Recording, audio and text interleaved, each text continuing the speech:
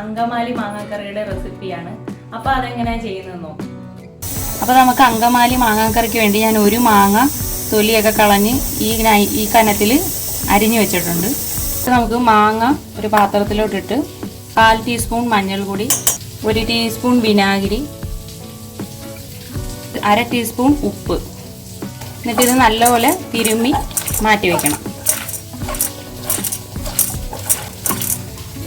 അപ്പോൾ നമ്മൾ ഒന്നാം പാൽ എടുക്കുന്നതിന് വേണ്ടി തിരിങ്ങിയ തേങ്ങ മിക്സിയിലോട്ടിട്ട് അതിനകത്ത് 1 കപ്പ് നമ്മൾ വെള്ളം ഒഴിച്ചു കൊടുക്കാം.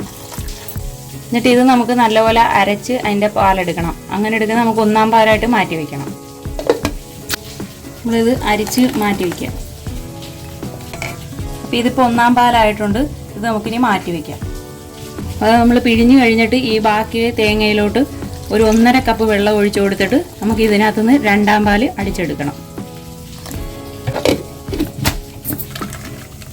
അപ്പോൾ നമ്മുടെ രണ്ടാം പാലും റെഡി ആയിട്ടുണ്ട്. ഇനി ഇത് നമുക്ക് മാറ്റി വയ്ക്കാം. മാങ്ങാക്കറി വെക്കുന്ന ചട്ടിയിൽ തന്നെയാണ് അരിഞ്ഞ് വെച്ചിരിക്കുന്ന ഇഞ്ചി, പച്ചമുളക്, ഉള്ളി ഇത്രയും ഇട്ട് കൊടുത്ത് ഒരു 1/4 ടീസ്പൂൺ ഉപ്പ്, 1/2 ടീസ്പൂൺ മുളക് പൊടി, 1 ടീസ്പൂൺ മല്ലിപ്പൊടി, ഒരു നുള്ള് മഞ്ഞൾപ്പൊടി, ഇതെല്ലാം കൂടെ നമുക്കൊന്ന് നല്ലപോലെ കൈ കൊണ്ട് തിരുമ്മി പിടിപ്പിക്കണം. ഇനി നമുക്ക് ഇതിനകത്തോട്ട് 1 ടേബിൾ സ്പൂൺ വെളിച്ചെണ്ണ ഒഴിച്ചു കൊടുക്കാം. കറിവേപ്പിലയും കൂടി ഇട്ട് നല്ലപോലെ ഒന്ന് നല്ലപോലെ തിരുമ്മി പിടിപ്പിക്കണം.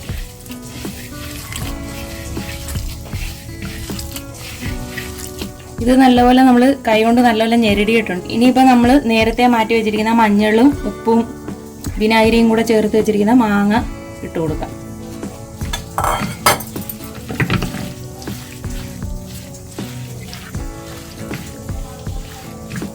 ഇതിലോട്ട് നമുക്ക് രണ്ടാം പാല് ഒഴിച്ചു കൊടുക്കാം.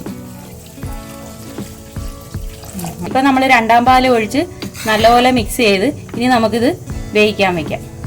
ഈ മാങ്ങാക്കറി നമ്മളിങ്ങനെ ഇളക്കി കൊടുത്ത് വേണം ഇത് മാങ്ങ വേവിച്ച് തിളപ്പിച്ചെടുക്കാൻ.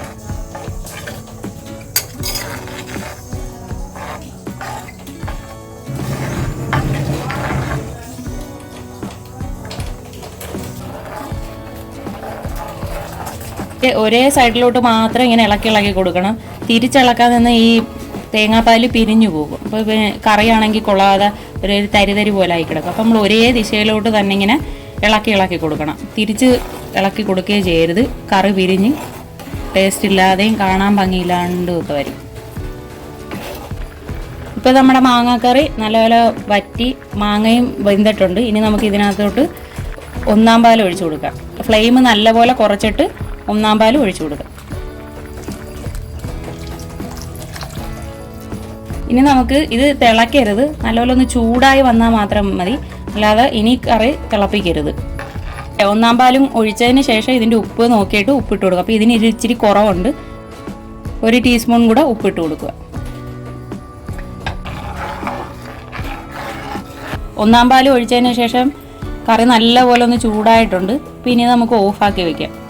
ഇനി നമുക്ക് മാങ്ങാക്കറിയിലോട്ട് വറ ചേർത്തൊഴിക്കണം. അതിനായിട്ടൊരു പാൻ വെച്ച് ചൂടാക്കി വെളിച്ചെണ്ണ ഒഴിച്ചു കൊടുക്കുക. എണ്ണ ചൂടാക്കി കഴിയുമ്പോൾ അതിലോട്ട് കടുക് ഇട്ട് കൊടുക്കുക.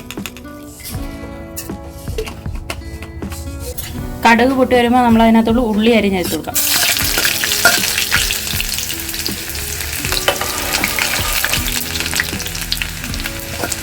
കറിവേപ്പില ഇട്ട് കൊടുക്കുക.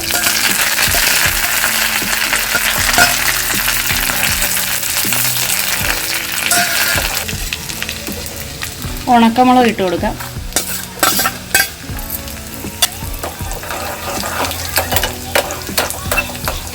വറ നല്ലപോലെ മൂത്ത് വന്നിട്ടുണ്ട്. നമുക്കിത് ഒഴിച്ചു കൊടുക്കാം. ഇപ്പം നമ്മുടെ മാങ്ങാക്കറി റെഡി ആയിട്ടുണ്ട്. ഇനി നമുക്ക് വിളമ്പാം. അങ്കമാലി മാങ്ങാക്കറി റെഡി ആയിട്ടുണ്ട്. എല്ലാവരും ട്രൈ ചെയ്ത് നോക്കുക. Thank you.